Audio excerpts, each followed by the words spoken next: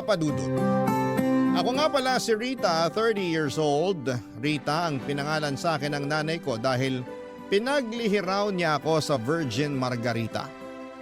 Kaya siguro yun na rin ang naging paborito kong inumin sa tuwing nasa bar ako at nakikipagkasiyahan sa mga kaibigan ko.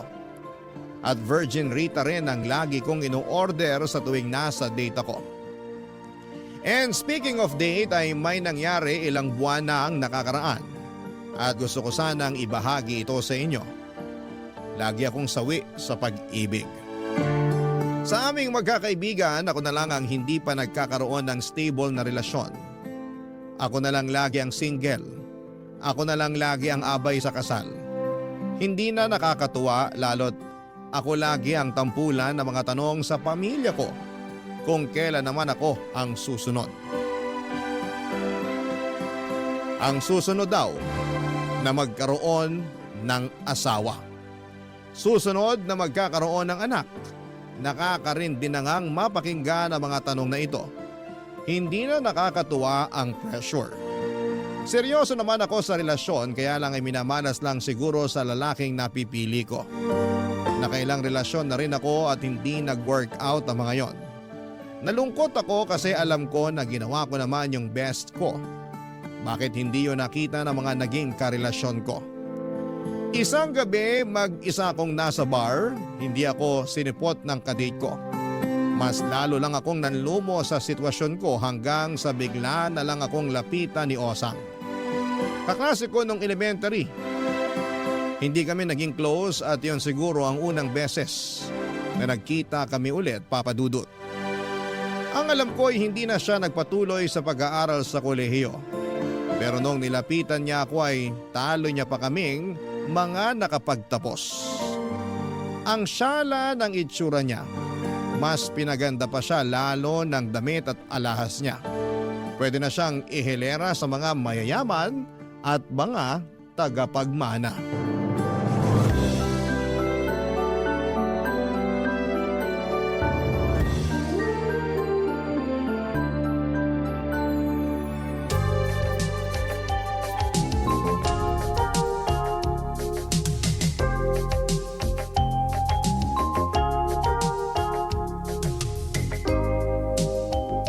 Hindi kita nakilala, Osang. Oh, sobra na ng ginanda ko.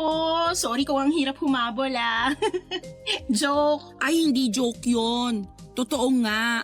Ang hirap humabol sa ganda mo. Sinuwerte lang siguro sa buhay. Sana all swerte. Maganda ka rin naman. Ikaw nga tong laging pinapadala ng love letters ng mga lalaki sa kabilang section natin nung elementary tayo. Kung maganda ako, edi sana may boyfriend o asawa na ako ngayon. Hindi naman yan ang basihan ng kagandahan, no? Sinasabi mo lang yan kasi walang kahirap-hirap na nakadikit sa iyong kagandahan. Alam mo, hindi ka naman kulubot. Pero ang lakas mo makaampalaya ha. Mabuti pa samahan muna kitang uminom. Kwentuhan tayo. Anong drinks mo? Libre ko. Wow! Libre mo nga. Pwede bang isama mo na yung dinner ko? Hindi pa kasi ako kumakain eh. Kahit mag-take out ka pa para sa breakfast mo, walang problema. Sobra naman kung pati almusal dadamay mo pa. Pero kung mapilit ka, bakit hindi? Bakit ka nga pala nandito? Tsaka bakit mag-isa ka lang? Hindi ako sinipot ng kadate ko. Hindi na rin nagre-reply sa chat ko. Baka na-traffic lang. Na-traffic? Nakailang palit na ng mga tao dito sa bar pero wala pa rin siya. Nalusaw na ang makeup ko. Pangatlong patong na to pero wala pa rin siya. Hayaan mo na, hindi mo deserve ang ganong lalaki. Hindi naman nakakatulong yung sinasabi mo ngayon. Alam ko, sawi pa rin ako. Ganito na siguro talaga. Magiging single na lang ako forever. Huwag mawala ng pag-asa, may darating pa. Ikaw, kumusta ka? May asawa ka na ba? Asawa? Wala no. Ay, salamat. Nabawasan ang inggit ko sa'yo. Pero marami naghahabol sa akin. At bumalik na naman ang inggit ko. Hindi ka naman dapat mainggit sa akin, no? Pwede ka rin namang habulin ng mga lalaki katulad ko. Na all talaga hinahabol. Ano bang feminine wash mo para magaya ko, ha? Tingnan mo na, sense of humor mo palang benta na. Idagdag mo pa yung bewang mo na malahita lang sa lapad. Take note po, kasasamgyupsal ko lang kaninang tanghali, ha? O diba, kailangan mo lang maging confident. Hindi. Kailangan ko ng reto. Ireto mo na ako please. Yung mga napagpilian mong humahabol sa'yo, ibalato mo na sa akin. Ayoko nang maging single. Kukuhanan kita ng bago. Wag na yung mga tira ko. Akong bahala sa'yo. Baka pwedeng mag-request. Gusto ko sana, gwapo, tapos mayaman. Marami akong kakilala. Huwag ka mag-alala. Akong bahala. Hindi ka mababakante, girl. Ganyan na ganyan ako. Bilib na talaga ako sa feminine wash na gamit mo. Pasend ng link ha, para ma-order na yan. Ibulong ko sa'yo mamaya. Pero ngayon, kain muna tayo? Order ka lang kahit ano. Libre ko lahat, pati take out mo. Marami akong nalaman kay Osang. Madalas daw ay nasa ibang bansa siya at doon nakikipag-date. Tinanong ko kung meron siyang karelasyon pero sinabi niyang hanggang fling lamang siya dahil masyadong maraming pinagpipilian na manliligaw niya. Vocal naman ako sa pagsasabi na naiinggit ako sa kanya dahil gusto ko talagang maging ligawin din. Alam ko na mas maganda naman ako sa kanya pero mas madiskarte siya at mukhang mas ma-appeal dahil pinagkakaguluhan nga siya ng mga kalalakihan. Isang bagay na hindi ko man lang na-experience. Madalas kasi yung mga lalaki iniiwasan ako lalo na kapag gusto ko ng pag-usapan ng future. Ready na kasi akong mag-asawa. Yung aasawahin na lang ang wala. Kaya mabuti na lang at nakita ko ulit si Osang. Hindi man kami naging close noong nag-aaral pa lamang kami pero after ng pagkikitang yon ay naging malapit na kami sa isa't isa. Inasahan kong meron talaga siyang irereto at nagkatotoo naman. Tinawagan niya ako at sinabing meron daw siyang irereto sa akin. Timothy daw ang pangalan. Mayaman at single. Tagilid lang ako sa edad dahil 50 anyos na siya. Pero nakumbinsi ako ni Osang na maganda ang ganong edad dahil seryoso na raw at hindi palikero. Doon ako naniwala. Binigyan pa ako ni Osang ng damit at sapatos. Sinama niya ako sa kondo niya at nalula ako sa mga gamit niya. Ultimo rice cooker niya alam kong hindi ko afford. Sinama niya ako sa kwarto niya para makahiram na ako ng damit at sapatos. Pagkatapos noon ay inayusan din niya ako at nang mapaharap ako sa salamin ay nabigla ako sa itsura ko. Ang ganda ko pala kapag naaayusan. Nang matapos kami sa pag-aayos ay nagmadali na rin kaming pumunta sa bar kung saan namin kikitain si Timothy.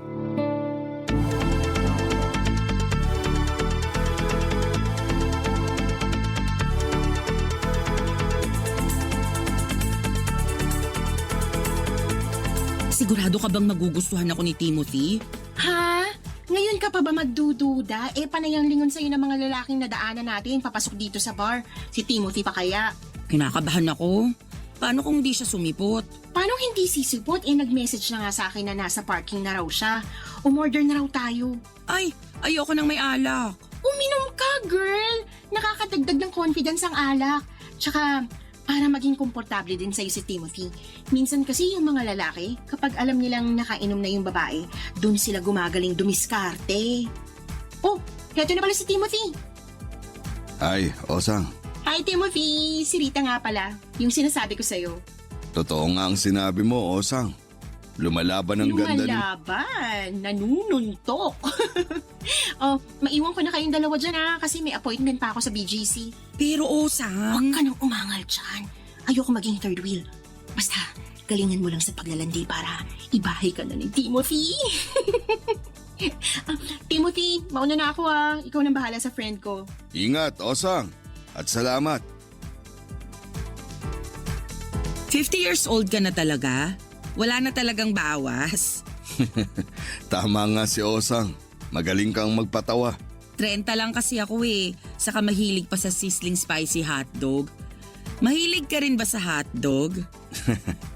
Kinakabahan ka, no? Medyo. Ngayon lang kasi ako nagpareto. Nauubusan na kasi ako ng manliligaw Hayaan mo. Buong gabi kitang liligawan. Hindi pa man din nagsisimula ang ligawan, mukhang may panalo na. Huwag ka munang kampante. Baka malay mo. Pag nakalahati na nating tong date, pumalya pala ako. Hindi ka papalya sa akin, basta. Basta ano? Ililibre mo ko ng sizzling spicy hotdog. Seryoso ka pala talaga sa sizzling spicy hotdog. Pero meron akong mas gustong seryosohin. Ano yun? Ikaw.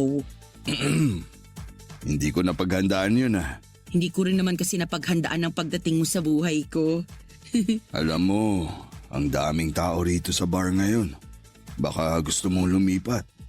Hanap tayo ng mas tahimik na lugar. Sa simbahan na ba ang tuloy natin? Sa hotel.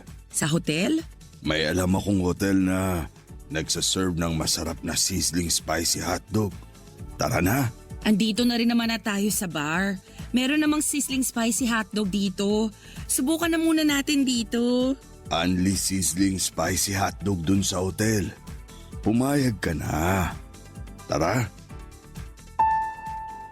Hindi na ako nakahindi pa kay Timothy lalo na noong tinitigan niya ako. Hindi siya ganoon kagwapo pero dala siguro ng suot niyang polo nagmukha siyang artista para sa akin.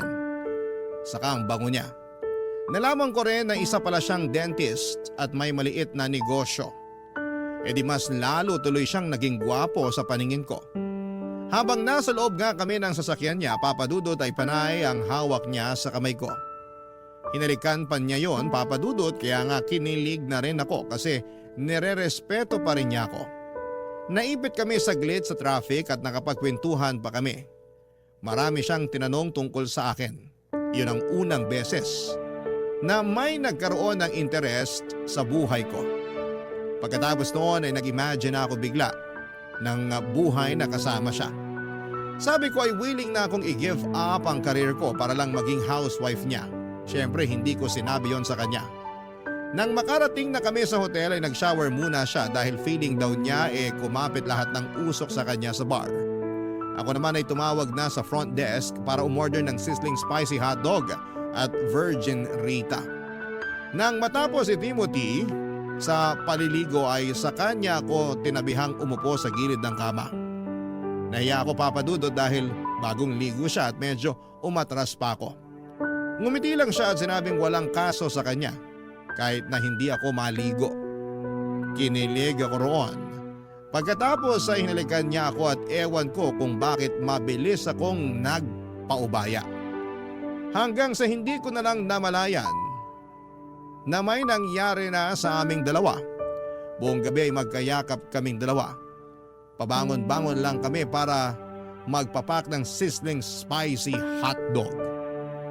Sinabihan din niya akong manood ng TV at nakailang beses na may nangyari sa amin ng gabing yon.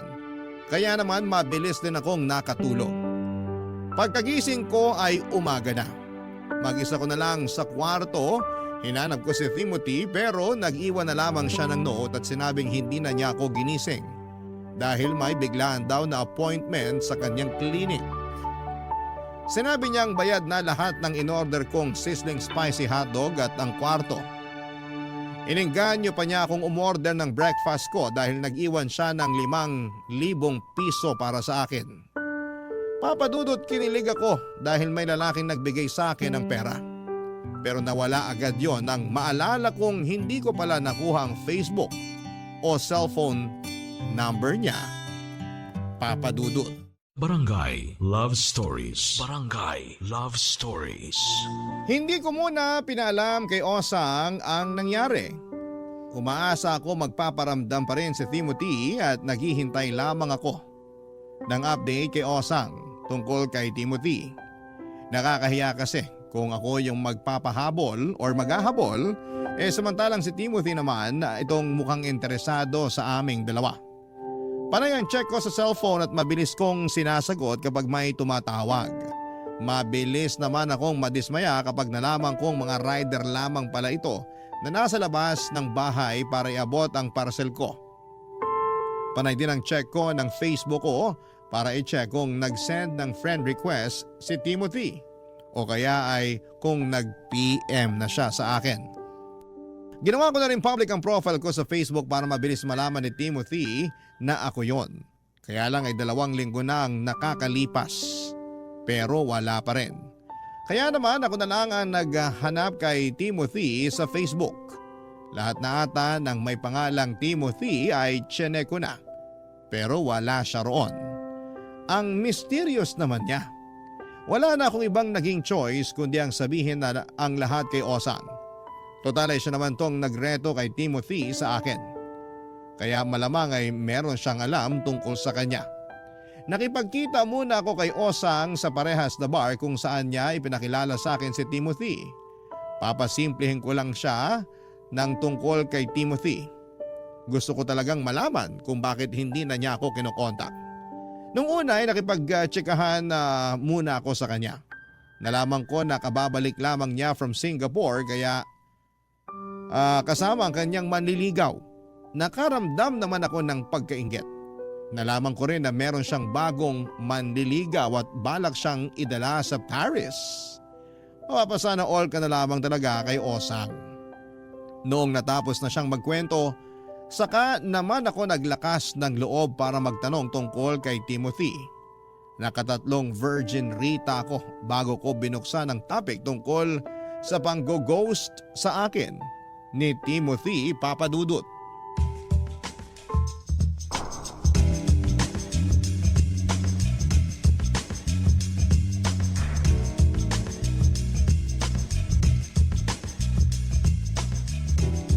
Hayaan mo, kapag natuloy ang pagpunta namin sa Paris ng manliligaw ko, may pasalubong ka sa akin na bag. Yung katulad nung gamit ni Heart Evangelista. Ay, ang saya naman. So, kumusta pala si Timothy? Timothy? Yung nireto mo sa akin nung nakaraan? Ah, si Timothy. Wala akong balita sa kanya eh. Di ba kayo yung magkasama? Bakit sa akin ka nakiki-update? Kasi after naming mag-hotel. Nag-hotel na kayo? Ang bilis din naman pala ng galawan mo. Kung alam ko lang na i-ghost niya ako, sana hindi na ako nagpakaladkad sa kanya sa hotel. Hayaan mo na. Mukhang nag-enjoy ka naman eh. Nag-enjoy ka ba? Nag-enjoy kaming dalawa. Hindi niya ako ginudge sa dami ng sizzling spicy hotdog na in-order ko. Tinuloy mo talagang sizzling spicy hotdog? Eh doon lumalakas ang loob ko kapag naaanghangan yung dila ko eh. Parang yun ang alak ko. Anyway, naglambingan kaming dalawa. May nangyari pa sa amin. Tapos nagkadal pa kami habang nanonood ng TV. Nakakakilig naman. Konti na lang ako na yung magsasana all dito ah.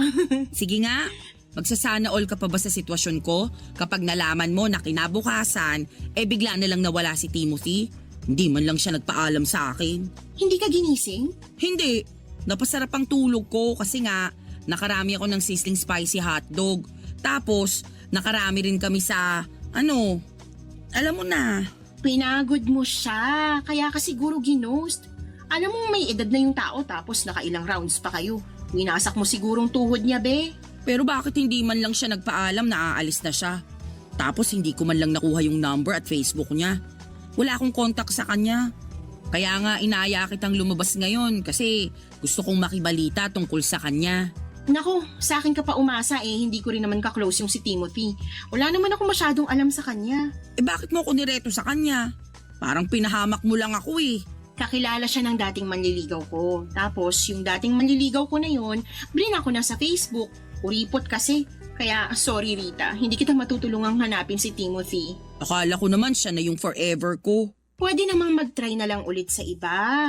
Parang ayoko na. Last na si Timothy. Huwag kang sumuko agad. Kung si Timothy nga nabighani mo ng sobra sa ganda mo, paano na lang yung ibang irereto ko sa'yo? Di hamak na maseryoso ang mga yon at may sinabi sa buhay. Gwapo na ba yung irereto mo? Ang importante rito, mukha silang mabait. Ewan ko. Parang di mag-work ang reto sa akin. So, G ka ba sa irereto ko sa'yo? Kukunin ko ng number niya at sisiguraduhin kong mas maayos to kaysa kay Timothy. Hindi na ako i-ghost niyan ha? Hindi na. Ililibre kaya niya ako ng sizzling spicy hotdog. Baka punuin pa niya ng hotdog at sili ang ref mo. Husband material na tong next. Sure ako.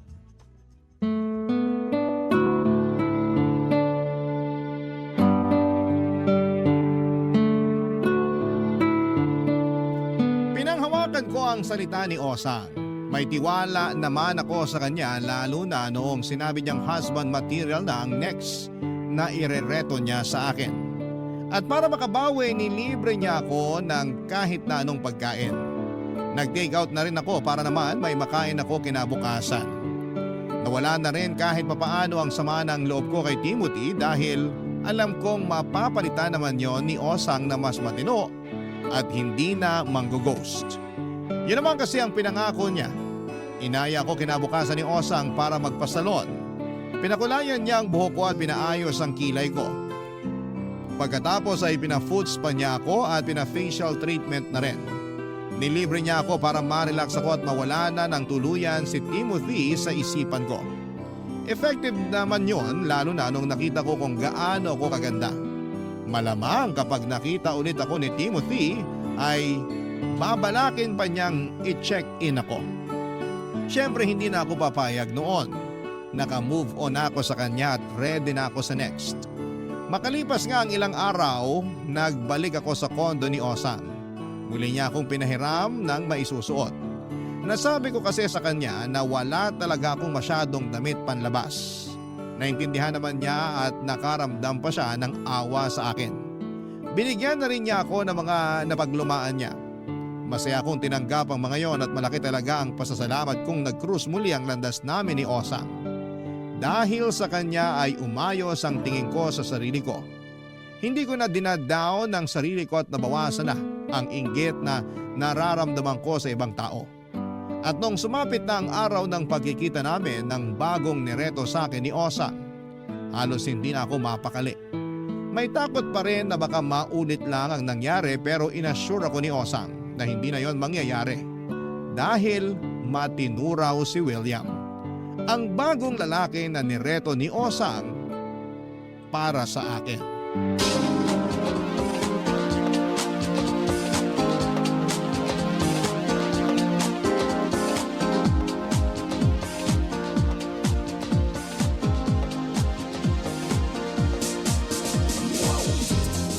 Uy, halataan ka ba sa'yo Relax ka lang kasi. Ang hirap mag-relax, lalo kapag na-trauma ka sa dating kadate mo. Iba na nga to.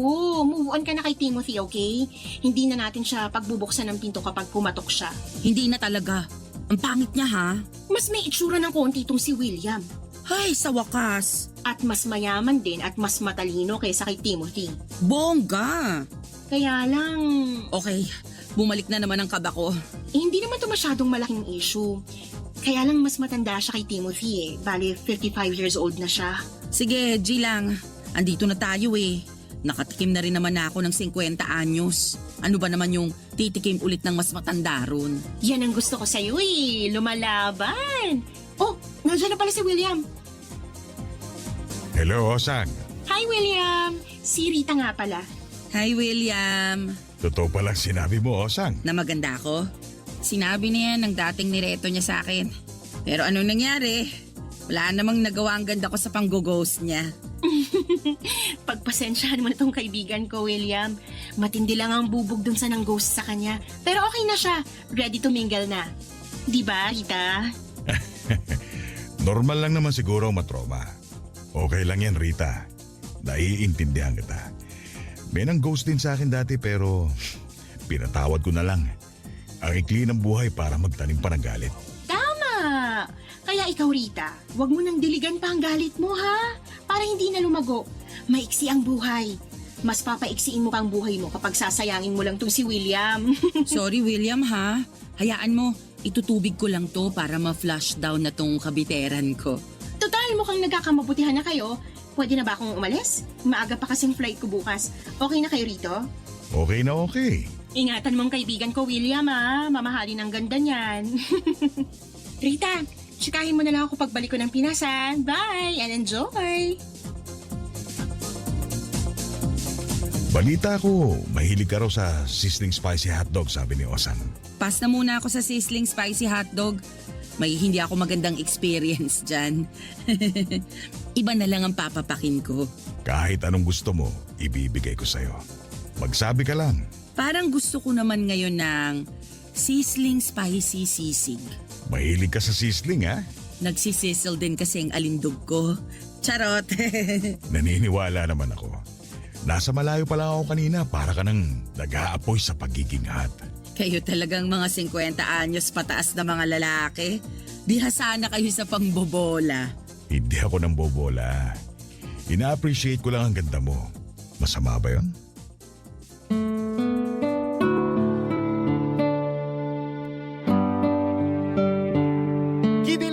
sa mga papuri ni William, ang hirap talagang maging marupok. Palibasa ay hindi ako palaging nakakatanggap ng papuri kaya kapag meron ay pinapatos ko na at hindi pinapalagpas pa. Nagkape lamang kami ni William at hindi raw siya umiinom ng alak. Dagdag points yon para sa akin. Alam kong seryoso na siya. Nagkwekwentuhan kaming dalawa at marami na rin akong nalaman sa kanya. May mga maliliit siyang negosyo at nagkaroon siya ng asawa pero nagkahiwalay na sila matagal na. Wala naman daw silang naging anak. Nakahinga ako ng maluwag sa mga nalaman ko. Kinakabahan kasi ako na baka sa edad niyang yon ay gawin lamang niya akong kabit. Natawa na lamang siya at sinabing wala siyang planong mangabit. Masyado raw siyang busy sa negosyo niya para magdagdag pa ng sakit ng ulo. Nakarami na ng punto si William sa akin. Lalo na nung inaya niya akong maglakad-lakad para magpababa ng kinain. Kung saan kami napadpad, nanakit na nga ang mga paa ko lalo't naka-heels pa nga ako noon. Sinabi ko sa kanya na uuwi muna ako para magpalit ng suot at tinatid naman niya ako pauwi sa bahay. Hinintay niya akong makapagpalit at noong lalabas na kaming muli ay sinabi niya sa akin na gusto raw niya akong makasama ng ilang araw. Masyado daw siyang excited na makilala ako. Kinilig ako roon. Sinabi niya na mag-check-in na lamang kami kahit 4 na araw lang. Nagmamadali na ako mag-impake at pagkatapos noon ay nagtungo na kami sa hotel na sinasabi niya. Aaminin kong may nangyari agad sa amin ni William. Sa unang beses na nagsama kami sa kwarto, hindi na rin ako nakapagpigil. Lalo't habang tumatagal ay gumagwapo siya sa paningin ko. Mas nakailang rounds kami ni William, mas marami kesa kay Timothy. Mas malakas pa nga ang tuhod ni William. Agad-agad ay nakalimutan ko papadudot ang pait ng pang-ghost ni Timothy. Dahil sa tulong na pagmamahal na pinaramdam sa akin ni William, papadudot. Barangay Love Stories. Barangay Love Stories. Papadudot, ilang gabi na nga kaming magkasama ni William sa hotel. Nag-sick leave ako sa trabaho para lang makasama siya. Mabuti na lang at may kalayuan ang trabaho ko sa hotel kaya hindi ako mahuhuli isa man sa mga katrabaho ko. Saka halos hindi na nga kami lumalabas ng hotel ni William. Mas gusto namin na magkasama lamang kami sa kama habang nanonood. Saka lang kami lumalabas ng kwarto kapag may bibilhin kami sa mga convenience store. Happy na ako noon, kesa naman i-ghost ako, papadudot. Maaga nga akong gumigising lagi para masiguradong hindi pa ako gino-ghost ni William. Hindi naman niya ginawa yon. Nakahinga tuloy ako ng maluwag at hindi pala talaga siya katulad ni Timothy. Mabuti na lamang talaga at ang sarap ulit magtiwala. Sa ika-4 at huling araw namin ay in-enjoy na namin ang mga huling oras namin sa hotel. Hinayaan ako ni William na mabusog sa sizzling spicy sisig at virgin Rita. Lahat ng gusto kong pagkain ay in-order ni William. Gusto talaga niya na maging komportable na rin siya sa akin. Yung tipong kahit wala akong ayos, ay panatag akong humaharap sa kanya. Lagi pa rin niyang sinasabi na ang ganda ko, kaya mas nakakatulong yon para tumaas ang confidence ko. Kaya naman lumakas na rin ang loob ko na tanungin kung ano pa yung mga next na plano namin after noon. Nag-aayos na kami ng mga gamit namin, hinihintay na lang namin ang check-out time namin. Kinuha ko ang pagkakataon na yon para mapalalim pa ang relasyon naming dalawa, papadudot.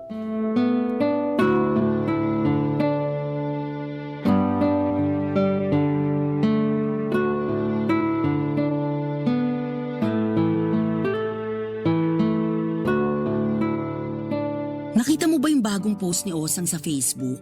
Wala akong Facebook eh. Ano ba yan? Sige, kahit mag-texta na lang tayo. Okay lang naman. Masipag naman akong mag-text. Ano bang meron sa post ni Osang? Nasa Paris siya ngayon, di ba? Ang dami niyang ganap. Ang ganda pala talaga ron. Oo. Maganda ron. Nakapunta ka na? Isang beses lang. Uy, isama mo naman ako next time. Ipasyal mo naman ako roon. Pero syempre, mahal nga naman doon. Masyado lang akong ambisyosa.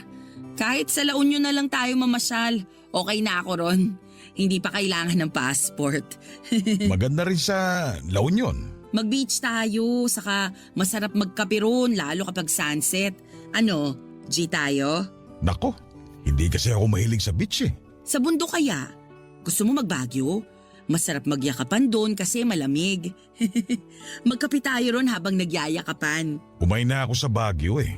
Lagi kami ron pag may mga seminar. Sama mo naman ako kapag may seminar ka ulit doon, ha? Para ako naman yung maka-experience ng umay sa Baguio. Tapos na ba yung pag-eempake mo? Konti na lang, yung nasa banyo na lang. Kunin mo na para matapos na. Patuyuin ko lang saglit. Panty lang naman yung nilaban ko, saka mahaba pa naman ang oras bagong check-out time natin.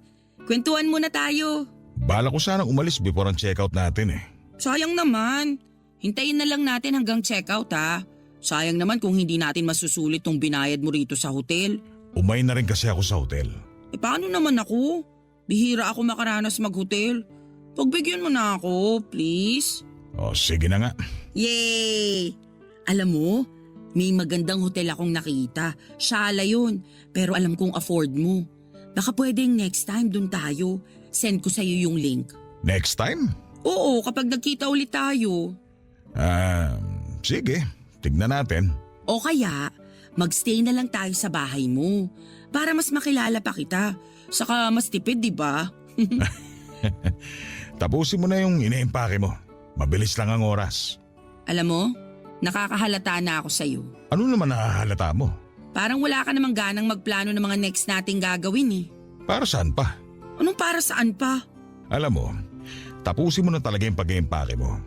Kailangan ko na talagang umalis. Eto ang tip mo. Dinagdagan ko pa ng 1K yan ha. Tip? Para sa 4 na araw natin na magkasama. Bakit mo ko bibigyan ng tip sa date natin? Hindi klaro sa itong setup natin. Anong setup? Kaya naman pala ang lakas ng loob mo magplano na next natin gagawin. Ay, binayaran ko ang manager mo si Osang para mailabas ka ng ilang araw. Hindi ko manager si Osang. Kaibigan ko siya. Sabi mo eh. O ano na? Kukunin mo ba tong tip o hindi?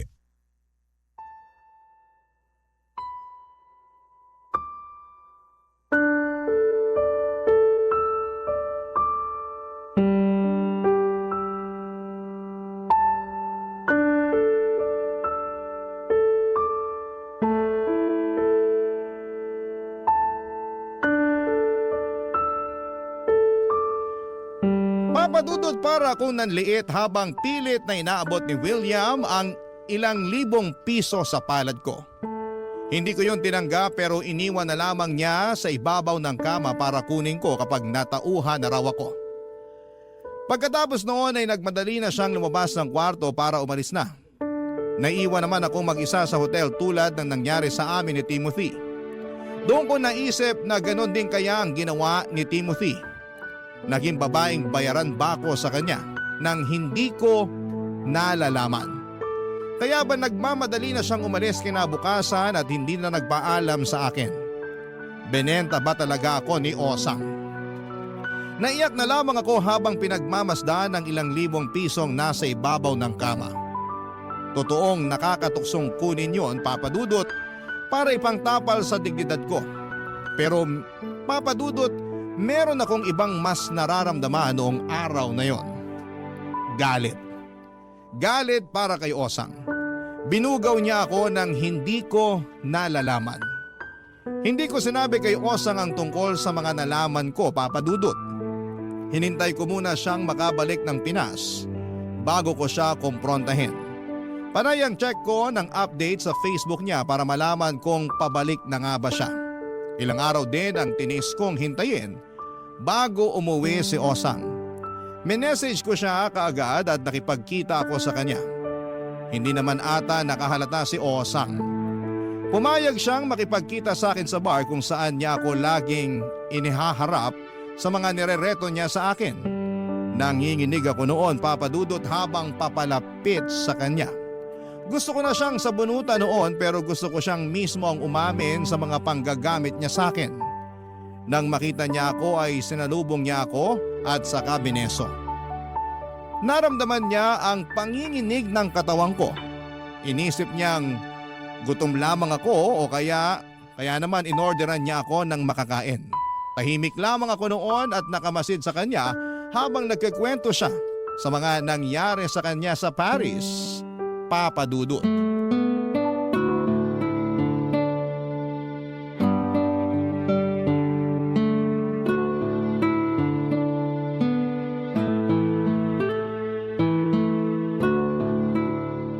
Ay, gusto ko na nga mag-TNT sa Paris. Ang ganda kasi talaga at feeling ko rin papalaga mga outfit ko. Pasensya na pala kung hindi kita nabilan ng baga. Nagmamadali na kasi kaming umuwi nung manliligaw ko. May mga hahabulin pa raw siyang meeting sa work. Sana all may manliligaw. Hindi ba nag-workout yun sa inyo ni William? Hindi eh. Hindi. Sayang. Pero hayaan mo, marami pang isda sa karagatan. Makakabingwit din tayo ng pang sushi mo. Ready ka na ba sa next na irereto ko? Irereto o ibubugaw? Haha? Anong sinasabi mo dyan? Inamin sa akin ni William na binugaw mo ko sa kanya. Ginawa mo akong babaeng bayaran. Isa kang bugaw. Well, yeah. At proud ka pa? Sa itong pinagkakakitaan ko eh. Pati ba kay Timothy, binugaw mo ko sa kanya? Nakakainis kasi yung si Timothy. Sabi ko naman sa kanya, wag aalis agad nang hindi nagpapaalam sa'yo para hindi sumama ang loob mo. Wala nang mas magpapasama pa ng loob ko sa ginawa mo ngayon sa akin. Pero nag-enjoy ka naman, diba? Tsaka nag-promise sila na magbibigay sila sa'yo ng tip. Pati nga sa pagkain, tiba-tiba ka eh. Lahat ng maaanghang sa menu, in-order mo, girl. Binenta mo ko, Osang. Mali yun. Kung gusto mo, kunin mo ang kalahati ng binayad sa akin ni na Timothy at William para fair. Anong fair dun? Binenta mo ko, Osang. Binenta mo ko nang hindi ko alam. Nakikinig ka ba? Kasi alam kong hindi ka papayag. Talaga. Kalimutan na lang natin ang nakaraan. Magsimula ulit tayo. Ang kapal naman ang mukha mo para maisip na may masisimulan pa ulit tayong bago. Hindi mo kasi alam kung gaano kalaki ang kitaan sa ganitong kalakaran eh. Kung papayag ka maging manager ako. Wow! Makinig ka muna. Alam kong hindi maganda tong simula natin, kaya pwede pa natin tong ayusin. Wala nang aayusin, Osang. Sinira mo na lahat. Lagi ka nagsasana all sa buhay ko, di ba? Ayaw mo bang sila naman ang magsana all sa buhay mo? Di ba dati nakwento mo na sawa ka na sa trabaho mo? Wala akong sinasabing ganyan. Baka nga inassume ko lang yon. Pero girl naman, mukha kang haggard nung una kitang nakita. Tapos nung nadiligan ka na ng mga customer at inabutan ka pa ng tip, ang ganda mo na kaya bigla. Saan papunta ang usapan na to, Osang? Ang gusto ko lang puntuhin, baka gusto mong ituloy na to. May kadate ka na, may pera ka pa. Hindi ganito ang klase ng date na gusto ko. Sa simula aayawan mo talaga, pero kapag naranasan mo na kung paano gastusan ng mga lalaki, ang sarap kaya sa pakiramdam. Baka ikaw lang. Oh, come on, Rita. Huwag mong sabihin sa akin na hindi ka nag-enjoy habang naglulustay sa'yo ng pera sina Timothy at William. Hindi makatarungan tong ginawa mo sa akin. Hindi mo sinagot ang tanong ko. Huwag na tayo magplastikan. Ako lang to, Rita. Pwede ka magpakatotoo. Ang saya, di ba? Asawa ang hanap ko, Osang. At pwede mo yung mahanap sa trabahong to. Basta masipag ka lang mag-book at malay mo, isang araw, may mapaibig ka. Kung alam mo lang kung ilang prosti nang naging housewife ngayon dahil sa trabaho na to. Mayamang housewife, ha? Ikaw din. Pag-isipan mo.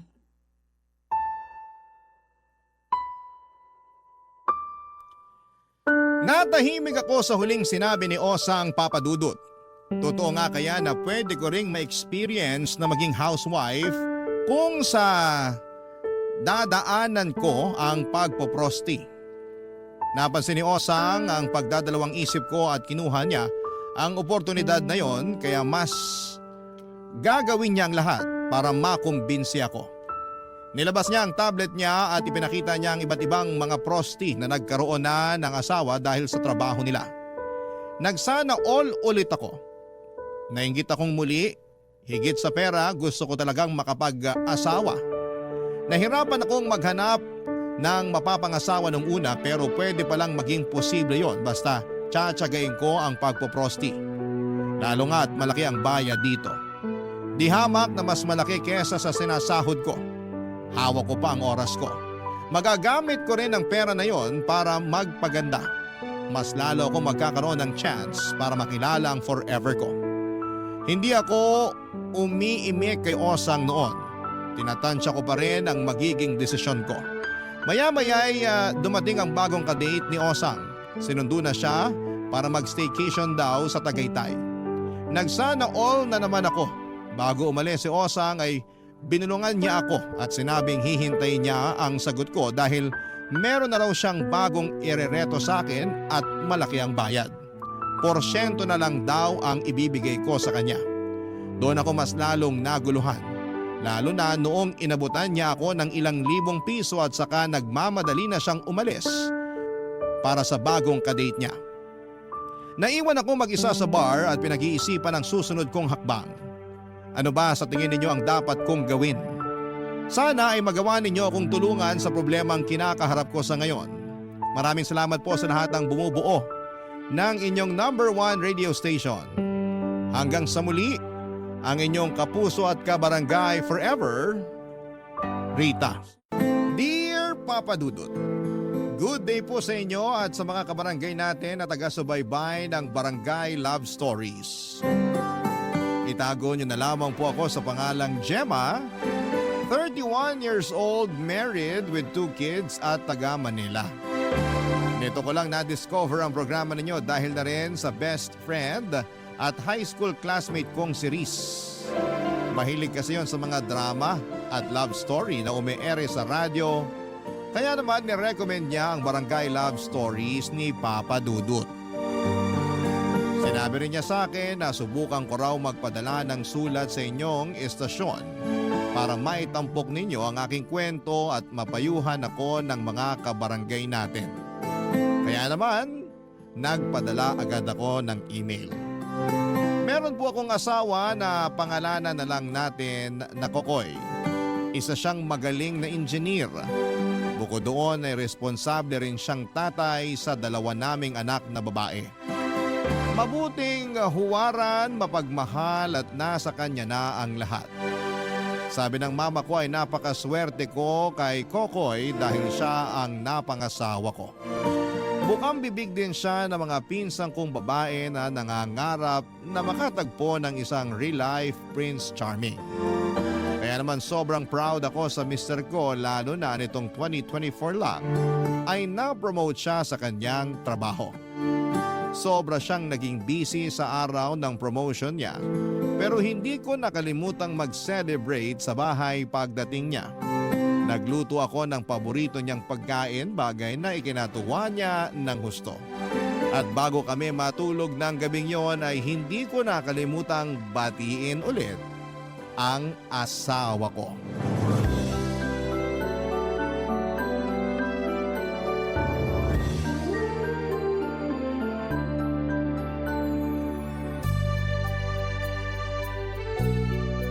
Congratulations, sweetheart! Salamat, sweetheart. Naku, hanggang ngayon, hindi pa rin ako makapaniwala na promoted ka na sa gusto mong posisyon. Alam ko na matagal mo nang pinangarap na maging head engineer. Oo, ilang taon ko rin pinagtrabaho ng mabuti ang pangarap kong yon. Sa wakas, nakita rin ng mga big boss yung sipag at dedikasyon ko. Makikita talaga nila yon dahil bukod sa sipag at dedikasyon mo, nasa puso mo na talaga yung ginagawa mo. Kumbaga, passion mo na yan simulat sa pool. Hindi ko magagawa to kung wala ka sa tabi ko, sweetheart. Ha? Ano namang ginawa ko? Marami. Naging mabuti kang asawa sa akin. Inaalagaan mo ko. Pinagluluto. Inaasikaso. Kaya nga mas naging madali sa akin ng lahat kasi kasama kita. Hindi ko maintindihan. Di ba gawain naman talaga ng mga asawang babae na alagaan, ipagluto, at saka asikasuhin ng mga asawa nilang lalaki? Oo, kaya nga isipin mo. Kung wala ka para magluto ng almusal ko, ano na lang ang kakainin ko sa umaga bago ako pumasok sa trabaho? Kilala mo naman ako. Hindi ako marunong magluto kaya sigurado magkakapilang ako niyan. Pag nangyari yun, wala akong lakas umaga pa lang. Hindi ako gaganahan sa trabaho. Hindi ako magiging competitive. Kaya thank you sa mga masasarap mong luto at pabaon sa aking tangalingan at merienda. Ah, yun pala yun. Welcome, sweetheart. Wala yun. Responsibilidad ko yun sa'yo at sa pamilya natin. Napakaswerte ko sa'yo. Sa totoo lang, kinaiinggitan ako sa opisina namin dahil meron akong asawa na katulad mo. Talaga? Oo, yun bang palagi mo sinisigurado na planchado ang mga damit ko bago ako pumasok? Kaya nga kagalang-galang ang tingin sa akin ng mga kapwa ko empleyado doon. Yung iba kasing may asawa na katulad ko kulang na lang na habulin ng plancha ang mga damit nila. Bakit?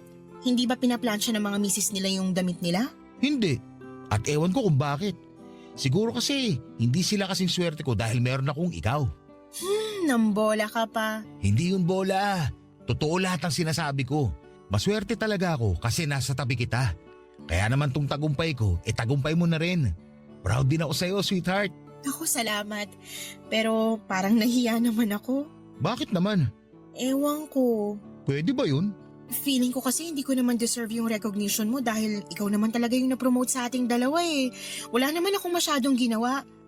Hindi ko nga naiintindihan yung trabaho mo. Kung may alam man akong gawin, yun lang mga sinabi mo. Magluto, maglaba, magplansya ng mga damit mo, mag-alaga sa pamilya natin. Kaya yung tagumpay mo, sa'yo lang. Kasama ka na rin doon kasi mag-asawa tayo. Di ba? Pag mag-asawa, magkapantay sa lahat. Ganun ba yun? Oo. Kaya sweetheart, dahil na-promote ako, parang na-promote ka na rin. Magkasama tayong aalagwa sa buhay. At pwede mo yun ipagmalaki sa mga kamag-anak mo o sa mga kaibigan mo. Tama ka. Siguradong magiging proud sa'yo sina mama at papa. Correction, magiging proud sa atin.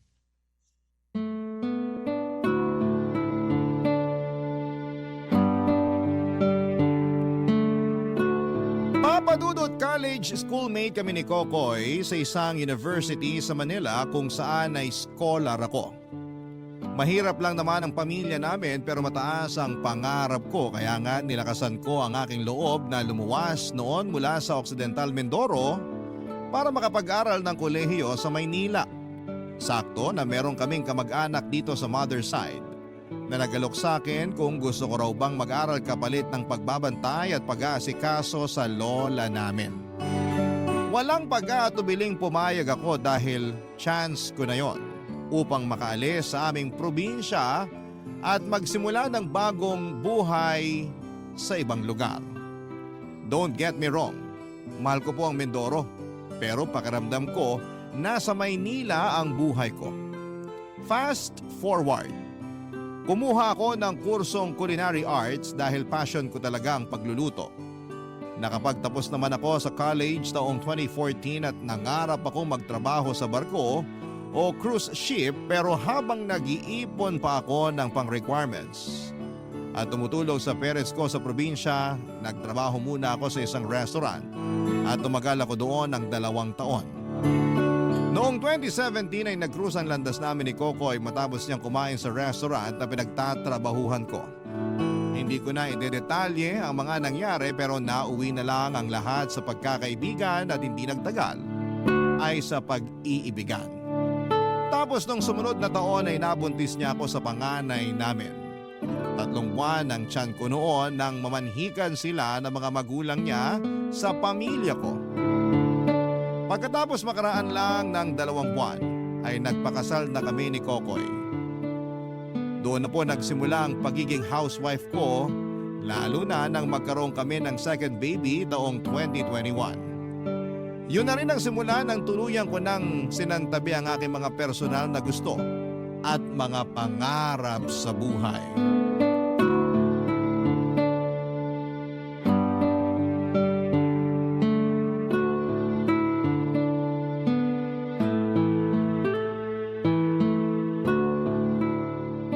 So, ayun na nga. Aliw na aliw ako dun sa anak ko kasi sarap na sarap siya dun sa pancake na luto ko. Di ba asawa ko naman talaga yung nagluluto sa amin dahil alam mo na, hindi naman ako gifted sa kusina like you.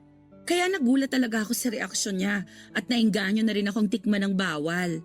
Masarap nga! Hoy, Gemma, nakikinig ka ba? Ha? Ay, sabi na. Kanina ko pa napapansin na lutang ka ha. Hindi ah. Lutang ka eh. Huwag mo nang i-deny. Kitang-kita ko sa itsura mo. Para kang nakatitig sa kawalan eh. Sige nga, kung hindi ka lutang, ano yung kinukwento ko? Sorry talaga, Riz. Pero hindi ko masyado naintindihan yung kwento mo. Yan na nga bang sinasabi ko eh. Pero bakit ba? May problema ka ba? Ayan. Kanina ka pa buntong hininga ng buntong hininga. Sure ka ba? Ayos ka lang? Ayos lang naman ako pero parang hindi eh. Hindi ka ayos. Sinasabi ko sa iyong babae ka. Ano ba kasing problema? Paulit-ulit na lang ako sa tanong ko oh. Sorry na pero wala naman. Wala raw. Sabihin mo, nag-away ba kayo ni Kokoy? Hindi naman. Sa bagay, simula nung kinasal kayo parang never ko pang narinig na nag-away kayo. Wala ka pang nakukwentong ganon. Nag-aaway din naman kami pero hindi ko na pinagsasasabi. Buti ka nga hindi mo pinagsasasabi. Pero yung isa nating kaklase dati, naku, wagas kung maka-announce ng away nila ng kinakasama niya sa Facebook. Kunwari, nag-away sila ngayon. As in, galit na galit pa ang mga sinasabi sa post. Tapos kinabukasan, sweet-sweetan na. Kainis lang, kasi parang ang plastic. Yun-unfollow ko nga. Kaya nga kami ni Kokoy ay inaayos na namin na kaming dalawa lang. Hanggat maaari, hindi na namin pinapalaki o pinapalabas yung issue sa pamamahay namin dahil kami yung mag-asawa. Mabuti yan. Tama yan. Pero mabalik nga tayo dun sa problema mo. Kanina pa ako nagtatanong pero hindi mo naman ako sinagot. Sinagot kita. Sabi ko wala akong problema. Oo nga, pero hindi ako naniniwala.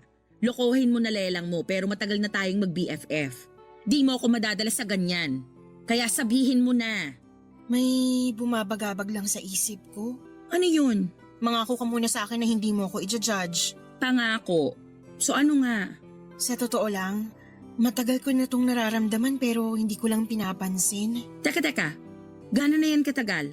Simula nung pinanganak ko yung second baby namin ni Kokoy. Sa 2021, ganun? Oo, pero parang 2020. Basta, nasa ganong year kasi tanda ko lockdown nun. Okay, tapos? Namimiss ko yung ginagawa ko dati. Yun bang pagtatrabaho sa restaurant. Alam mo naman na passion kong pagluluto. Oo, at yun pa nga yung kurso na tinapos mo, di ba?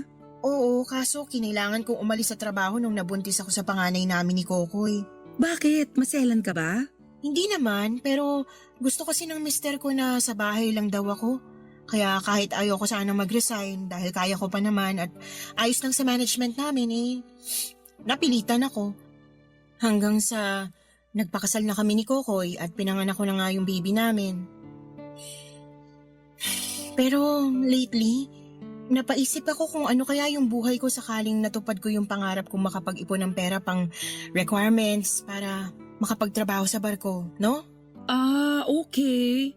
So yun pala yung bumabagabag sa'yo. Hindi naman kahusga-husga yun, girl. Valid yung feelings mo. Kasi kahit ako napaisip din. Alam mo kung bakit? Bakit?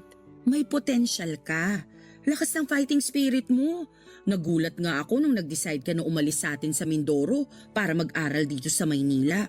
Pero kahit na magkakalayo na tayo noon, full support ako sa'yo. Kasi alam ko na mataas ang pangarap mo. Oo. Pero don't get me wrong. Mahal ko naman ang mag-aama ko at masaya ako sa pamilyang binuo namin ni Kokoy. Don't worry. Naiintindihan kita. Thanks, Riz. So okay ka na ba? Konti. At least, nailabas ko na rin to. Kwentuhan mo lang ako, makikinig ako sa'yo. Sige, pero magmerienda muna tayo. Let's go!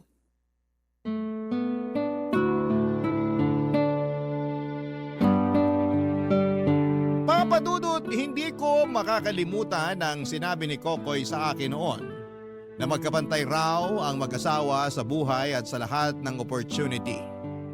Pero sabi ng mama ko dapat daw ay magpasakop ang asawang babae sa kanyang asawang lalaki. Yun din ang madalas na turo sa simbahan kaya naman sa loob ng ilang taon ay hinayaan ko si Kokoy na dalhin ang pamilya namin lalo na siya ang padre di pamilya. At ako bilang asawang babae ay nasa likod lamang niya upang sumuporta sa kanya. Pero alam ko sa sarili ko na meron akong potensyal, lalo na sa larangang gusto kong balikan. Walang iba kundi ang pagluluto, hindi lang para sa pamilya ko kundi sa ibang tao. Kaya nga hindi ko mapigilang manghinayang kapag naiisip ko Kung ano kaya ang buhay ko sakaling hindi ko nakilala noon ang mister ko at wala kaming binuong pamilya. Nangihinayang ako sa posibilidad na sana'y natupad ko na ang mga pangarap ko makapagtrabaho sa barko at malibot ang buong mundo. Masaya naman ako sa pamilya namin ni Kokoy at mahal ko rin ang mga anak namin. Pero pakiramdam ko ay merong kulang sa pagkatao ko na gustong-gusto kong mapunan ng mga panahong yon. Barangay Love Stories. Barangay Love Stories. Papadudot noong nag-pandemic ay lalong lumiit ang mundo ko. Dati wala namang kaso sa akin kahit na hindi ako madalas nakakalabas ng bahay namin dahil abala ako sa pagiging housewife. Masaya naman ako sa ginagawa ko lalo na kapag napagsisilbihan ko ang mag-ama ko. Pero dahil nga sa mga na-realize ko noong pandemic tulad ng minsan ka lang mabubuhay kaya dapat ay gawin mo na yung best mo para maging masaya, ay nagkaroon ako ng pagkakataon na alalahanin ang mga bagay na dati ko nang ginagawa. Kasama na doon yung mga tao na minsan kong naging kaibigan at kasamahan sa trabaho. Noong nanganak ako ay hindi na ako masyadong naging active sa social media. Dahil kinain ng pagiging nanay at asawa ko ang oras ko. Kaya nga noong nag-pandemic, nagkaroon ako ng pagkakataon na maging aktibong muli online. Nagtuloy-tuloy yon hanggang sa nagka-second baby na kami ni Kokoy. Nagsimula na ako mag-post ng pictures ng mga anak ko sa Facebook. Doon ko rin nakita na successful na sa buhay ang mga kaklase ko noong college. May iba na nasa abroad na nagtatrabaho, may private na chef na rin, may lumipat sa corporate pero promoted na at yung iba naman ay may restaurant business na. Masaya ako para sa kanila. Pero noong naalala ko kung kumusta naman ang estado ko sa buhay ko, ay narealize ko na wala pala akong binatbat sa mga dati kong kaklase, Papa Dudut.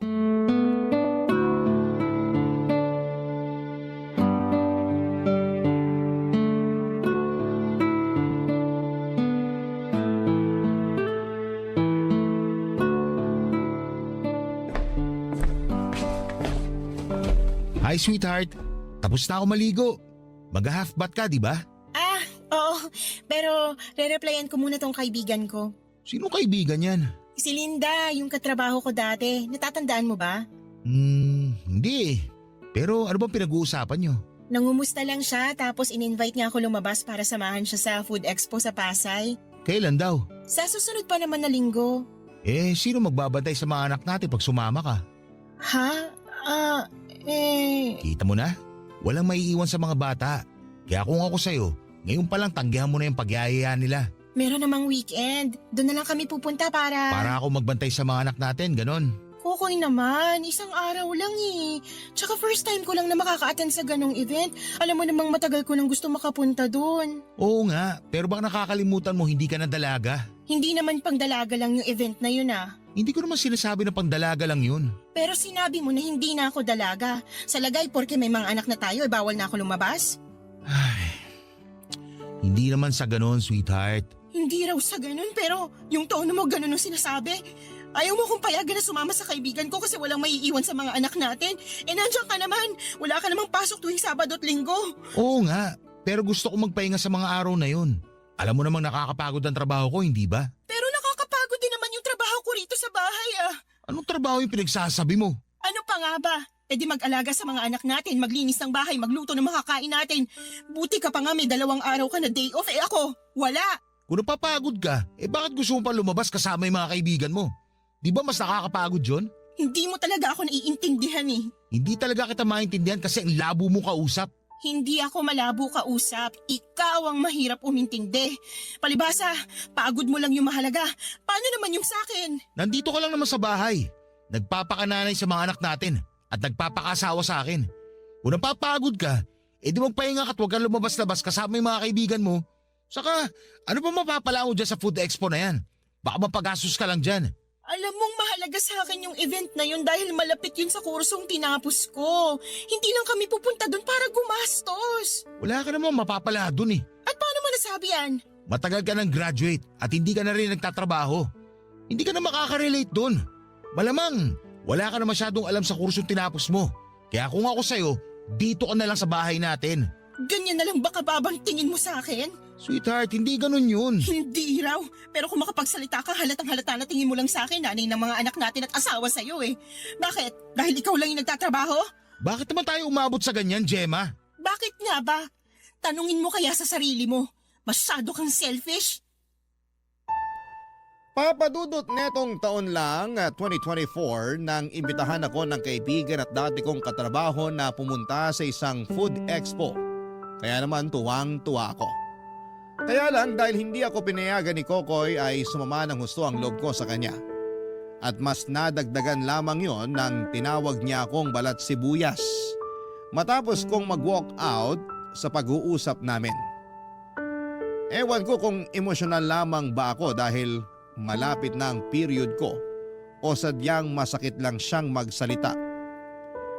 Alam niya na passion ko na talaga ang pagluluto at gustong gusto kong pumunta sa event na yon kaso'y hindi niya ako sinuportahan. Pakiramdam ko ay wala akong karapatang magtampo sa pamamahay namin dahil housewife lamang ako at si Kokoy pa rin ang bumubuhay sa aming mag-iina. Pero noong mga panahong yun ay hindi ko na napigilan ang sarili ko na magalit sa kanya dahil pakiramdam ko ay sobrang unfair niya sa akin. First time naming magkatampuhan ng mister ko ng malala at hindi ko talaga siya pinansin ng ilang araw papadudot. Hanggang sa nakarating na sa mama niya ang away namin at agad akong pinuntahan sa bahay para pagsabihan at pagalitan. Mas nadagdagan lang ang sama ng loob ko sa mister ko dahil sa pagiging sumbongero niya at lahat ng yon ay sinabi ko kay Reese. Noong minsan kaming pumunta sa bahay nila sa Pasig kasama ang mga anak ko para makipag-playdate sa anak niyang babae, Papa Dudut.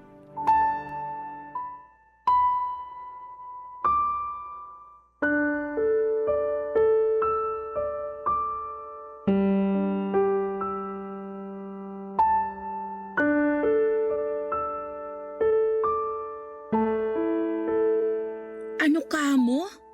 Nagsumbong siya sa mama niya? Oo. Tapos nung sumunod na araw, pinuntahan ako ng mama niya sa bahay para pagalitan at pagsabihan. Abay kung hindi ba naman talaga tinamaan ng lintik? Anong sabi ng biyanan mo? Marami. Yung iba masasakit. Ano nga? Para madagdagan yung gigil ko, dali. Sinabi niya na dapat pamilya ko raw lagi kong uunahin imbis na kung ano-anong gusto kong gawin. Akala mo naman talaga pinababayaan kong pamilya namin ni Kokoy. Noon nga lang ako nagsabi sa kanya na gusto kong pumunta sa event na yon. Hindi na nga siya pumayag, nagsumbong pa siya sa mama niya. Nagulat nga ako nung nagsumbong siya kasi sabi mo inaayos nyo na yung issue nyo nang kayo lang dalawa. Kumbaga, hindi nyo na pinapaabot sa ibang tao, lalo na sa biyenan mo. Kaya nga sobrang disappointed ako sa asawa ko. Sinabi mo ba sa kanya yung ginawa ng mama niya? Oo. O anong sabi niya? Wala. Naku talaga naman no. Hindi man lang ba nagsorry kasi hello, pinagsalitaan ka ng masakit ng mama niya. Hindi. Katwiran niya. Hindi na raw niya kontroladong pag-iisip ng mama niya at sariling desisyon daw na pumunta sa bahay. Ay kaloka. Hindi ako naniniwala sa katwiran niya ha. Sobrang pang out of this world. Ewan ko. Pakiramdam ko tuloy ang sama-sama kong nanay at asawa. Hala, bakit naman? Kasi selfish ako. Biruin mo, naisip ko pang umalis ng bahay at ipabantay kay Coco yung mga anak namin porque wala naman siyang trabaho pag weekend. Ano namang masama dun? Anak naman niya yun. Kaya paano ka naging selfish? Pahinga niya raw yun eh. Sus, ikaw nga wala nang pahinga sa pagiging housewife. Yun na nga lang pagpunta mo sa food expo yung pahinga mo. Makakagala ka na, may matututunan ka pa. Yun yung hindi maintindihan ni Kokoy. Ayaw niya akong pumunta doon kasi wala naman daw akong mapapala. Hindi na raw ako makaka-relate doon dahil matagal na akong graduate at hindi rin naman daw ako nakapagtrabaho. Ay shucks, sinabi niya yun? Oo. Anak pala siya ng tinapa eh. Anong walang mapapala? Anong hindi makaka-relate? Kahit matagal ka ng graduate at hindi ka na nakapagtrabaho, di ka naman tumigil sa pagluluto. For sure makaka-relate ka pa rin. Baka nga mas magaling at mas maalam ka pa sa ibang mga pumupunta doon pag nagkataon. Ayos lang naman sa akin kung hindi ako yung pinakamagaling at pinakamaalam sa mga pupunta doon. Ang akin lang, kahit minsan, gusto ko naman gawin yung bagay na makakapagpasaya sa akin. Yun yung bagay na hindi maintindihan ni Kokoy kaya nagtatampo ako sa kanya. Kung ako ang nasa posisyon mo, kulang yung tampo. Lalo sinumbong niya pa ako sa mama niya. Ay nako, sinasabi ko sa'yo, magagalit talaga ako sa kanya. Ewan ko, basta, masama talagang loob ko sa kanya. Valid yung nararamdaman mo. Nakakasama naman talaga ng loob yung mga sinabi niya sa'yo. Kakasabi ko lang nung huling pag-uusap natin na may potensyal ka. Tapos hindi niya yung nakikita sa'yo? Naturingan pa naman siyang asawa mo? Alam mo, na-realize ko tuloy na may pagka-manipulative yung Kokoy na yan. Ha? Paano mo naman nasabi? Achievement lang niya yung mahalaga. Paano naman yung sa'yo, di ba? Masyado siyang pabida. Sorry ha, pero di ko babawiin yung sinabi ko. Papadudot, laking pasalamat ko na lamang dahil nandyan si Reese para maging sumbungan ko. Bukod doon ay nagpapasalamat din ako kasi naiintindihan niya ang pinanggagalingan ko. Ewan ko pero parang tama nga siya nang sabihin niyang parang minamanipula ako ni Kokoy lalo na sa mga nakalipas na taon. Yun bang gusto niya na siya lamang ang successful sa aming dalawa at dapat ay makontento na lamang ako sa pagiging asawa niya at nanay ng mga anak namin. Kaya nga yung tampo ko sa kanya ay mas nadagdagan pa. Naging malamig ang pakikitungo ko sa mister ko pero hindi ko naman kinakalimutan ang pagiging nanay sa mga anak namin. Hindi na lang talaga ako ganong kalambing sa kanya tulad ng dati, Papa Dudut, dahil sa trato niya sa akin. Inaasikaso ko pa rin naman siya bilang asawa pero unti-unti nang lumalayo ang loob ko sa kanya. At nawawala na ako ng amor sa asawa ko. Barangay Love Stories. Barangay Love Stories. Papa Dudut, hindi na lang ako naging malamig sa mister ko kundi naging irritable na rin ako sa presensya niya. Doon ko na kasi nakita ang mga red flag niya na pinagsawalang bahala ko noong araw. Una na nga doon yung pagiging self-centered niya, pangalawa achievement lang niya ang mahalaga tulad ng sinabi ni Reese. Pangatlo, yung tingin niya sa akin hanggang pagiging asawa lamang niya ako. Pero may isang beses na habang naglilinis ako ng bahay namin ay napatingin ako sa family picture namin at bigla na lamang akong naiyak. Doon ko na na-realize ang buhay na meron ako na kinaiingitan ng marami. Napag-isip-isip ko na wala namang tao na pinanganak na perpekto. At isa na nga doon ang mister ko. Sa totoo lang ay wala namang masama na maghangad siya na maging successful dahil lagi naman niyang sinasabi na para yon sa amin ang mga anak niya. Simulat sa Paul ay minahal ko si Kokoy dahil sa pagiging responsable niyang tatay sa mga anak namin. Bukod doon ay hindi niya ako binubugbog kaya alam ko na maswerte ako na siya ang napangasawa ko. Simula nang ma-realize ko yon ay sinaway ko na ang aking sarili. Pinigilan ko nang mag-isip ng buhay na meron sana ako kung hindi ako nag-asawa kaagad. Wala naman kasing nakakaalam kung magiging successful ba ako o hindi sakaling tinuloy kong tuparin ang mga pangarap ko. Pero ang mahalaga ay yung sa ngayon kung saan ay meron na akong mabuting asawa at mga anak. Hindi ko na rin kinumpara ang buhay ko sa ibang tao, Papa Dudut. Kaya lang kung kailan naman napag-isip-isip ko na mas mahalaga ang pamilya namin at relasyon ko kay Kokoy ay bigla naman akong may nalaman sa aking asawa.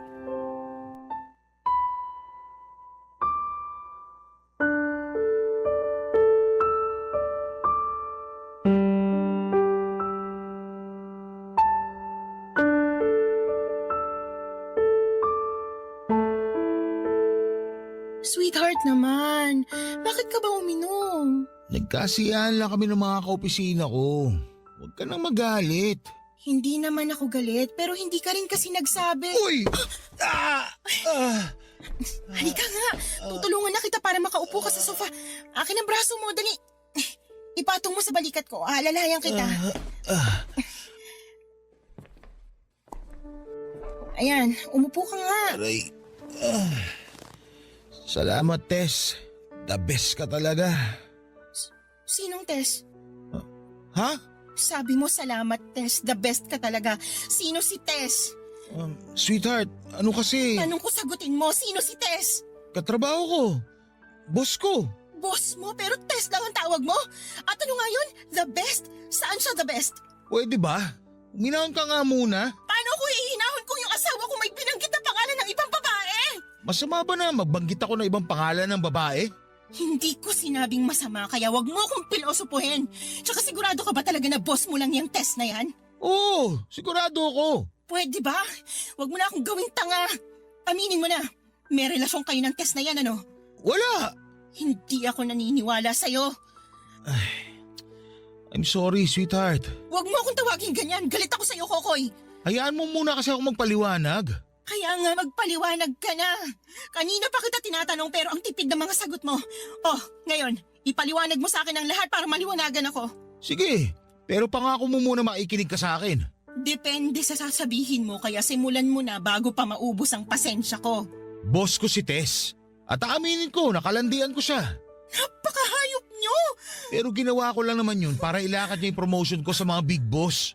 Ginamit ko lang siya para matupad yung matagal ko ng pangarap. Ano ka mo? Kung iniisip mo na may nangyari sa amin, pues, nagkakamali ka. Hindi ko siya ginalaw. Kasi alam ko na may asawa na akong tao. At ikaw yun, Gemma. Bakit mo ko sinampal? Kasi napakawalang yan yung dalawa. Sa palagay mo naniniwala ako sa'yo na hindi mo siya ginalaw? Imposible yun, lalo na may pabor kang hiningi sa kanya. At ang kapal na mukha mong gumamit ng ibang tao para ma-promote. Oo, akala ko pa naman dahil yun sa sipag at dedikasyon mo, yun pala, sumipsip ka't sa boss mo pa. Sobra ka naman magsalita. Para rin naman sa inyo yun ng mga anak natin yung ginawa ko. Saka, deserve ko naman yung promotion na yun. Lalo na matagal na ako sa kumpanya. Nakakainip na maghintay na mapansin ng mga big boss. Kaya gumawa na ako ng paraan nung nakakita ko ng oportunidad. Napakabaluktot ng katwiran mo.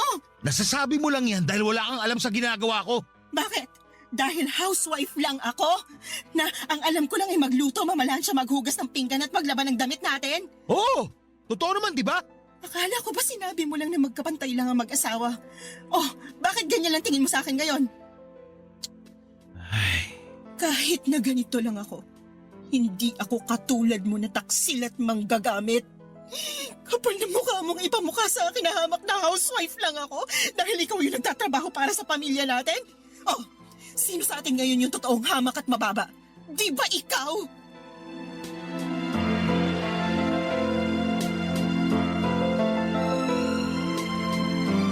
Papa Dudut, galit na galit ako sa asawa ko matapos kong malaman na meron pala siyang kalokohan. Pero mas galit ako sa sarili ko dahil hinayaan ko si Kokoy na tratuhin akong ganun lang.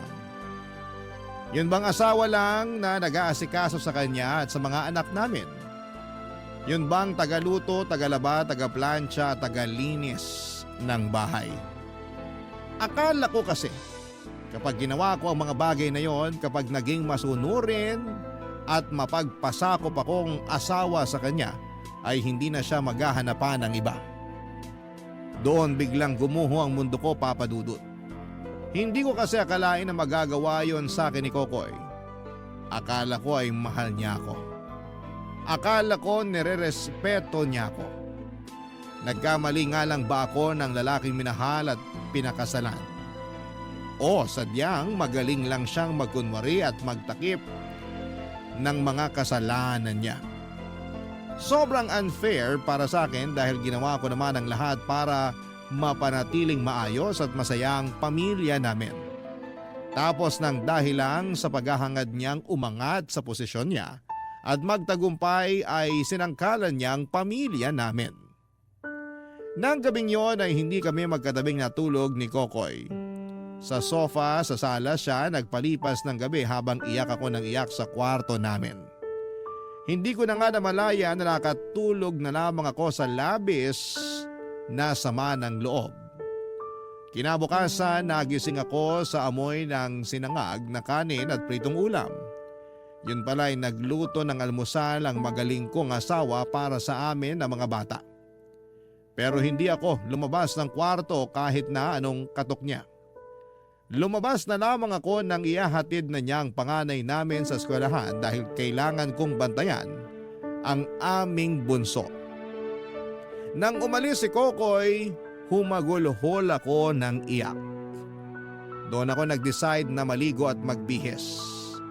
Binihisan ko rin ang bunso namin bago ko umalis para magpunta kina Riz sa Pasig upang magsumbong.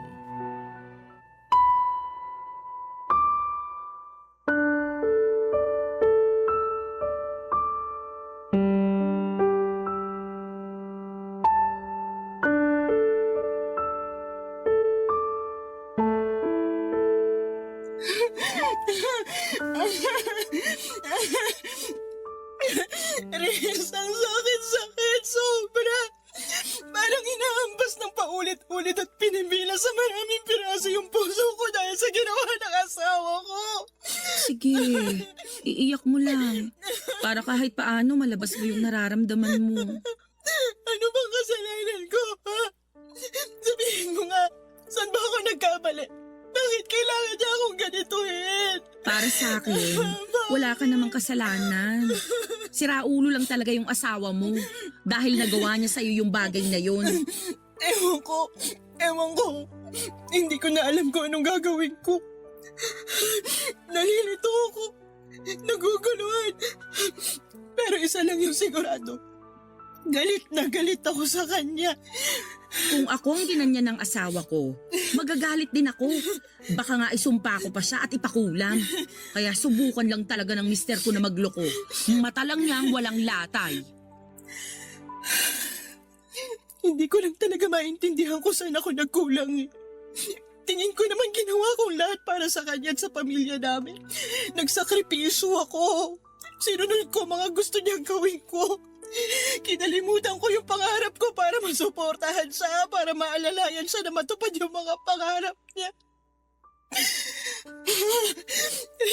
At kahit na wala siyang kabilib-bilib sa akin, kahit na wala siyang pakialam sa sarili kong pangarap, binaliwala ko yun dahil inisip ko na mas mahalaga yung relasyon at pamilya namin. Tapos malalaman ko na nagawa niya pa rin ako lukuhin. Akala ko sapat na ako. Akala ko kontento na siya sa akin pero hindi pa rin pala. Masyadong mataas ang ambisyon ng asawa mo. Mapaghangad siya. At nagawa na nga niyang kumapit sa patalim. Matupad lang yung gusto niya. Hindi ko na alam kung mapapatawad ko pa siya, Riz. Hindi mo siya kailangan patawarin. Pag ginawa mo yun, parang pinalagpas mo na rin ang pagkakasala niya sa'yo at sa kasal niyo. Walang kapatawaran yun. Pero paano na lang yung pamilya namin? Paano yung mga anak ko? Sige nga. Maliit pa sila para mawalan ng ama. Yun nga eh. Pero hindi mo naman deserve na tratuhin ng ganyan ni Kokoy. Hindi na yata asawang trato niya sa'yo eh, kasambahay na. Yan nga yung masakit eh.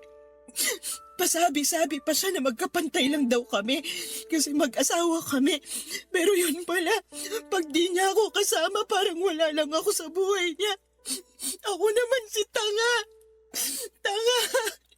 Paniwalang-paniwala sa mga pinagsasasabit pinapakita niya. Magaling magsalita si Kokoy. Kahit siguro ako mapapaniwala niya kung ako ikaw. Nalulungkot lang ako kasi nauwi sa ganito yung pamilya namin. Parang anytime pwede kaming masira tapos malamang ako ang lalabas na masama't sisisihin. Ha? Bakit naman? Siyempre, hindi ako nag-adjust sa asawa ko. Paano ka mag-a-adjust sa kasalanan niya? Sige nga. Ewan ko. Pero nakikita ko na ako yung sisisihin ng pamilya niya. Lalo na ng mga magulang niya pag nasirang pamilya namin. Naalala mo nung pinagalitan ako ng mama niya dahil ang gusto kong pumunta sa Food Expo? Oo. At hanggang ngayon, nagpipigil pa rin ako. Sinabi sa akin ng mama niya na dapat matuto ako magpa-under sa asawa ko, lalo na si Kokoy ang bumubuhay sa amin. At sa aming dalawa, si Kokoy daw yung mas mataas. Ako naman daw ay matutong magpakumbaba dahil asawa lang ako. Huwag daw akong gumawa ng bagay na ikasisira ni Kokoy o ng pamilya namin. Eh wala kang nang ginawa. Si Coco yung may ginawa. Duda ako nakakampihan nila ako. Baka nga sisihin pa nila ako at sabihin kaya nagawa yun ni Kokoy dahil nagkulang ako bilang asawa niya na napabayaan ko siya. O ba ipare-pareho nga silang baluktot ang utak? Kaya nga hindi ko alam kung anong gagawin ko. Naguguluhan ako. Kung aalis ako sa amin, hindi ko alam kung saan ako pupunta. Ayoko namang umuwi sa Mindoro at makisiksik pa kina Mama at Papa. Gusto ko na lang talaga mamatay para matapos ng lahat ng sakit na nararamdaman ko.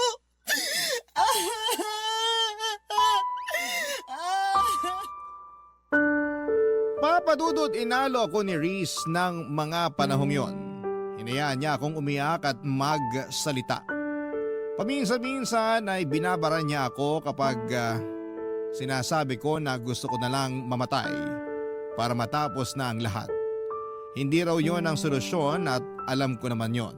Pero sobrang gulo na talaga ng isipan ko ng mga panahong yon. Nagstay muna kami ng bunso ko kina Reese at nag-text na lamang ako kay Kokoy na uuwi kinagabihan. Pagdating namin sa bahay ay hindi ko pa rin kinubo ang mister ko kahit na nagsorry na siya at pinabulaan ng may relasyon sila ng boss niya. Pero hindi ko na siya pinakinggan dahil pagod na ako ng mga panahong yon. Natulog na lamang ako at umiyak at nasasaktan at nagpatuloy ang pagiging malamig ko sa kanya hanggang sa mga sumunod na araw. Kapag nasa trabaho si Kokoy ay nagkukulong ako sa banyo at umiiyak habang sinasaktan ang sarili ko. Kung ano-ano kasing senaryo ang pumapasok sa utak ko. Na baka may milagro silang ginagawa ng boss niya sa opisina nila. Diring-diri rin ako sa sarili ko dahil pumayag akong magpagalaw sa kanya. Ilang araw bago ko nalaman na may kinakalantari siyang iba.